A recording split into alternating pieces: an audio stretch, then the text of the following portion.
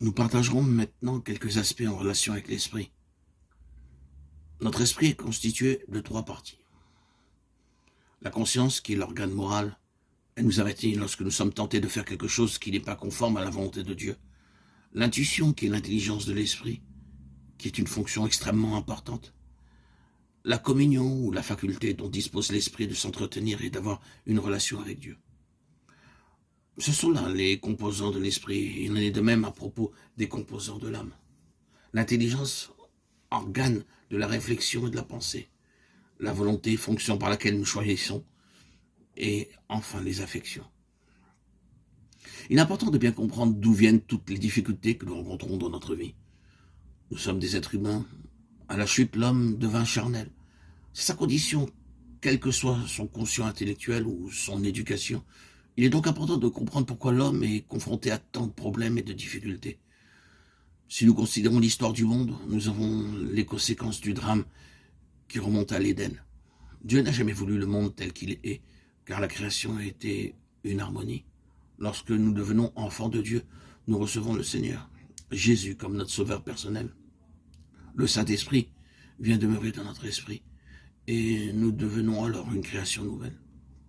Dès lors, notre vie chrétienne va dépendre d'une décision qui nous appartient en relation avec le déroulement de toute notre vie. Devenons enfants de Dieu, nous sommes appelés à entendre le message que nous apporte la parole de Dieu. Et le Saint-Esprit agissant dans nos cœurs nous placera devant un choix et nous rendra conscients d'une chose importante, celle de devenir des chrétiens spirituels, en choisissant de marcher avec Dieu pour qu'il conduise notre vie. Nous ne pourrons pas affronter les difficultés avec notre vie naturelle, car nous serons défaits d'avance. Il importe donc que nous soyons bien au clair concernant le choix de l'épouse ou de l'époux, qui ne doit pas dépendre de nous, mais du Seigneur. Nous devons réaliser que si nous sommes nés de nouveau, nous ne sommes pas des gens anonymes, car Dieu nous connaît. Cela signifie que toute notre histoire spirituelle est constituée par Dieu. Il est déshonorant qu'un couple de chrétiens ne soit pas heureux. Si nous ne le sommes pas, c'est que nous avons fait notre propre choix, mais pas celui de Dieu. Il y a donc une responsabilité qui nous incombe.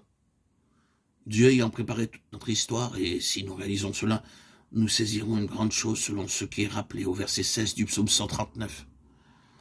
Quand je n'étais qu'une masse informe, tes yeux me voyaient, sur ton livre étaient tous inscrits, les jours qui m'étaient destinés avant qu'aucun d'eux existât.